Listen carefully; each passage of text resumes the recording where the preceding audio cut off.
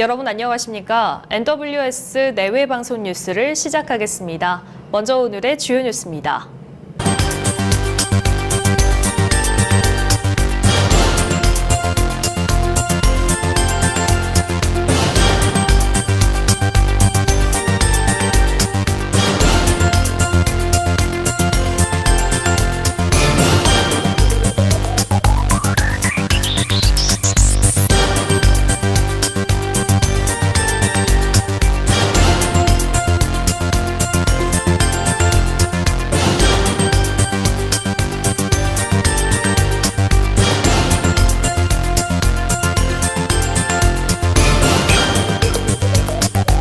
자유한국당의 5.18 공청회를 주최한 김진태 의원은 5.18 폄훼 논란과 관련해 작년 여야 합의로 제정된 5.18 진상규명법에 북한군 개입 여부의 진상을 규명하게 돼 있었다. 그 이상도 이하도 아니다라고 말했습니다. 김 의원은 어제 입장문을 통해 공청회 참석자들의 발언은 주관적인 것이고 향후 객관적인 평가를 받을 것이라며 진짜 유공자분들에게 상처를 주려는 의도는 아니었을 것이라며 이같이 말했습니다. 이어 다만 이번에 5.18 유공자 명단을 공개해야 한다며 국민 혈세가 들어갔으므로 우리는 알 권리가 있다고 주장했습니다. 다음 달 5일부터 자격증 취득이나 검정에 대한 광고를 할 경우 국가공인 여부와 자격 취득에 드는 세부 비용을 반드시 표시해야 합니다. 교육부는 자격증을 취득하려는 소비자를 보호하기 위해 자격 관련 광고의 표시 의무를 강화한 자격기본법 시행령 개정안이 다음 달부터 시행된다고 밝혔습니다. 이에 따라 국가의 공인을 받지 않은 민간 자격증의 경우 공인 자격이 아니라는 내용을 광고에 반드시 표시해야 하며 민간과 공인 자격증 광고 모두 응시료와 교재비, 자격 발급비 등 세부 항목 비용을 상세하게 명시해야 합니다.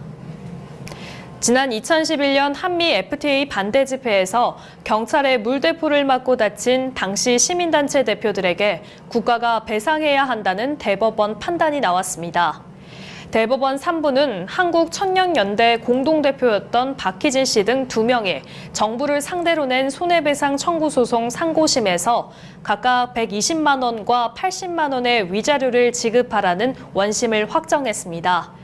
이들은 지난 2011년 11월 10일 서울 여의도에서 열린 한미 FTA 저지 범국민대회 집회에 참석한 이후 국회 방향으로 행진하는 과정에서 경찰이 쏜 물대포에 맞아 얼굴과 머리를 다치자 국가를 상대로 소송을 냈습니다.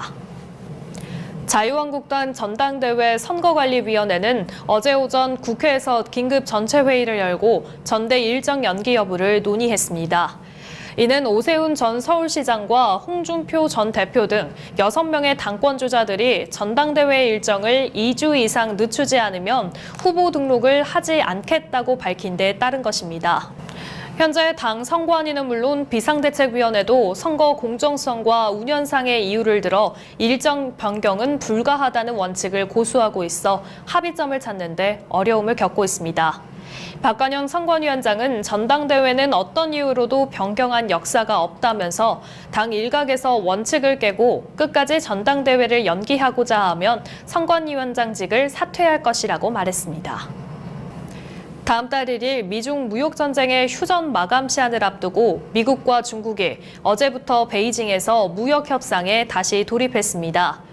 제프리 게릿이 미 무역대표부 부대표가 이끄는 미국 측 선발대가 어제 베이징에 도착한 데 이어 오늘 14일에는 라이트하이저 대표와 문우신 재무장관 등 고위급 대표단이 방중해 류허 중국 부총리와 통상 현안을 논의할 예정입니다. 10여일 만에 다시 열리는 이번 무역협상에서도 중국의 지식재산권 침해와 미국 기업에 대한 기술 이전 강요, 비관세 창벽, 철폐 문제 등이 주요 쟁점이 될 것으로 예상됩니다. 미국은 이 같은 이슈를 구조적 문제로 규정하고 중국의 기조 변화를 압박하고 있지만 중국은 자국 고유의 산업 정책을 포기할 수 없다며 맞서고 있습니다.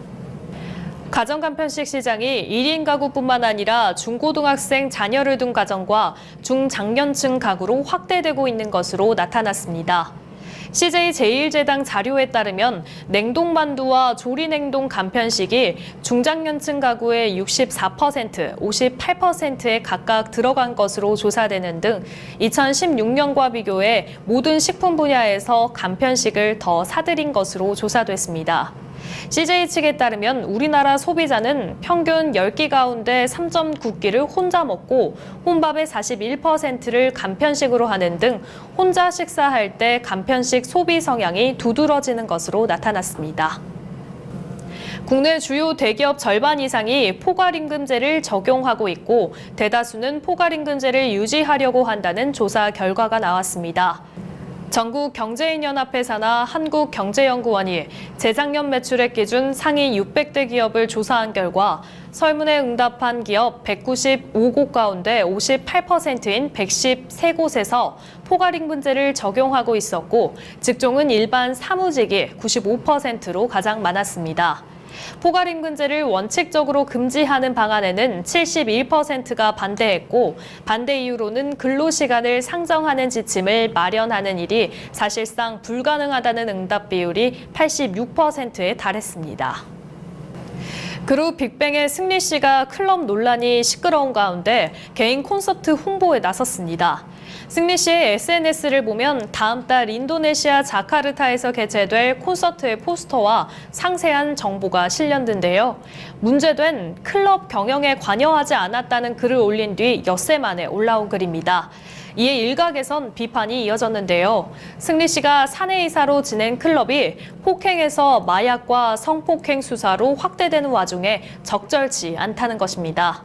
부정적인 여론의 영향 탓인지 이번 주말 예정된 승리 씨의 서울 콘서트의 남은 좌석이 300석 이상이고 환불 움직임도 일고 있습니다.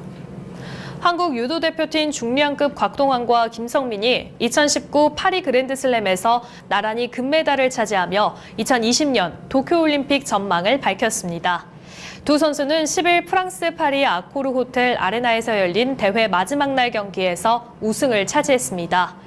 곽동환은 결승에서 만난 자카르스탄 이슬람 보즈바이에프를 한판 승으로 꺾었습니다. 김성민은 2016 리우올림픽 은메달리스트인 하라사와 히사요시와 결승에서 업어치기 되치기 한판으로 승리했습니다. 이날 한국 유도 대표팀은 남자 100km급과 여자 78km급 이상급에서도 메달을 획득했습니다. 남양주시는 경기도 안성, 충북 충주 구제역 확산에 신속 대처하기 위해 2월부터 구제역 방역대책 상황실을 지역재난안전대책본부로 격상하여 구제역 방안에 총력을 대응하고 있습니다. 설 연휴 기간에도 농업정책과 동물방역팀은 시청 보유 소독 차량 2대, 축협 보유 소독 차량 2대 등을 총동원하여 전사적으로 관내 축산농가 밀집 지역과 주요 도로 등 방역 작업에 매진했습니다. 또한 관내 축산농가에 출입하는 모든 축산 관련 차량 소독을 위해 지난 11월부터 이패동 소재 축산 관련 차량 거점 소독 장소를 운영하며 1차 소독을 실시하고 농장 출입구 진입 전 2차 소독을 실시하는 등 AI 구제역 등 관내 유입 차단 방역을 위해 철저를 기하고 있습니다. 지난주 목요일부터 이어지던 강추위는 점차 누그러지고 있습니다. 오늘 낮에는 조금 더 기온이 오르면서 추위가 더 풀리겠습니다. 한파 수준의 추위는 없지만 추위가 풀리자마자 다시 불청객, 미세먼지가 찾아오겠습니다. 탁한 공기가 기승을 부리는 만큼 호흡기 건강관리 잘해주시기 바랍니다. 오늘 뉴스 여기서 마치겠습니다. 시청해주신 여러분 고맙습니다.